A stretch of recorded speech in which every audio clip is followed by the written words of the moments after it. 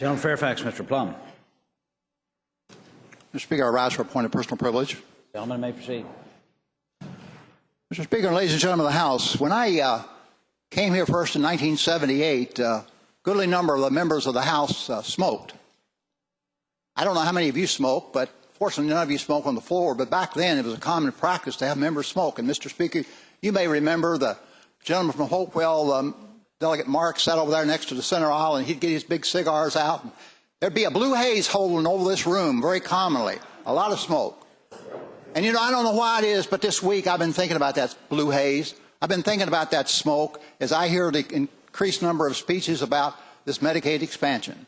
And I thought, I know it's Friday and you want to go home, but we really got to clear out some of that smoke.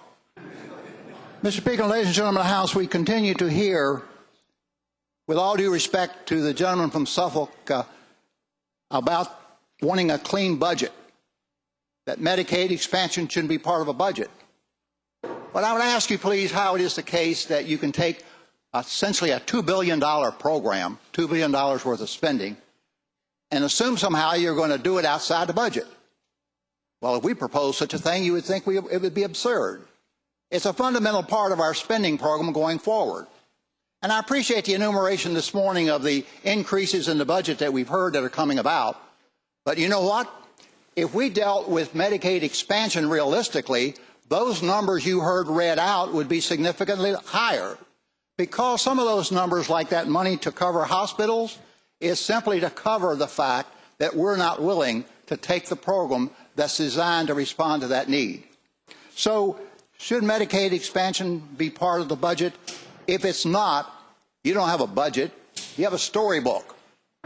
You have a fiction that this is somehow the spending program for Virginia when it doesn't meet the needs of Virginians. Now, the other argument I keep hearing is that, oh my goodness, there are trillions of dollars worth of deficits in the federal government. That debt keeps growing. And how it is that this Medicaid expansion is somehow going to add to that.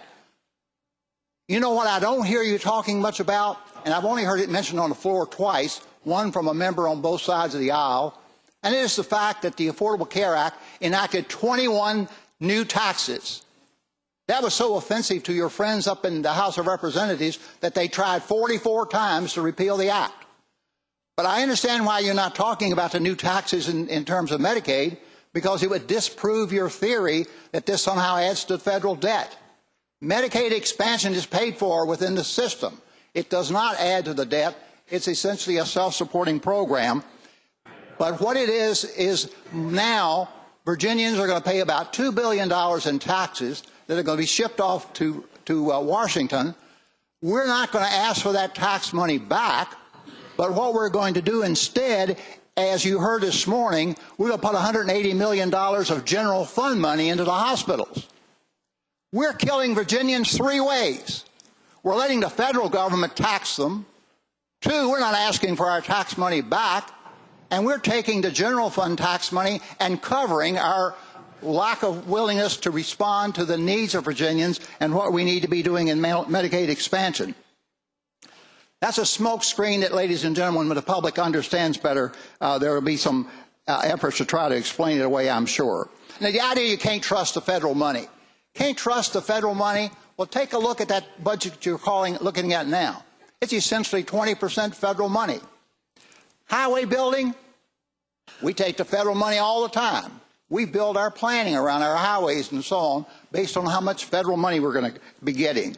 Don't let anybody tell you you can't trust the federal government. We've been trusting them for years. We've been taking and spending their money very freely, thank you, and we can do it again with Medicaid expansion. The other smoke screen I hear is that, oh my gosh, this Medicaid's rising so much in cost, 1,000-some% increase. You ever take a look at the demographics of our country? We're living longer. Great that we're living longer, but a goodly number of those people who are living longer are in long-term care facilities that we're paying through the most expensive way we can pay in Virginia. That's helped runs up our costs. We talk about these waivers we get, Mr. Speaker. Those waivers are wonderful. They serve people most in need. But what they do is they take the most costly Medicaid patients and put them on the Medicaid rolls, and then we wonder aloud why the cost of Medicaid goes up. There are very good reasons why Medicaid cost goes up. Health care costs are going up. people are living longer, and we're making policy decisions that push up the cost of Medicaid. Certainly it's going up. We express understandable concern about our veterans. On numerous occasions, we talk about what can we do to help our veterans. Well, one of the things we can do is to pass Medicaid expansion. It's estimated that 25,000 veterans and their family members would qualify under an expanded program who do not now have access to care. That seems to me that that would be a significant thing that we ought to be doing. Now, I know that part of the smoke screen is about who in the end gets the blame if we don't get a budget passed. Well, I'm going to tell you that when I came here running on a platform of and committed to expanding Medicaid, I didn't have in mind the Senate plan, Mr. Speaker, nothing like the Senate plan. I wanted a clean, I use that word, a clean Medicaid expansion. But what I've recognized in my years of being here is that compromise is necessary. And what we have in the Senate plan is a compromise that I will tell you in all honesty, I don't care a lot for it. But I will tell you also, I'm going to vote for it. I'm going to vote for it because it's a plan that potentially could solve the problem. If you take time to look at it, it's the best Republican plan I've seen. It's got all the stuff that you all want in there. Skin in the game, looking for getting a job. Those are all good, solid Republican principles. Don't know how you could get a program that would be much more satisfying to what you've wanted. So I've compromised. My side is compromised. The only place I hear and read now about an unwillingness to compromise, frankly, Mr. Speaker, is from this House of Delegates and its majority. It's time we get past this. I know you got a problem with the Tea Party people. I know you got a problem with the Americans for Prosperity. I understand all that. But listen, the people elected you to stand up for them and to stand up for them and accept the Medicaid expansion. Mr. Speaker, ladies and gentlemen of the House, it's past time that we get the smoke out of this room and get to work. Thank you, Mr. Speaker.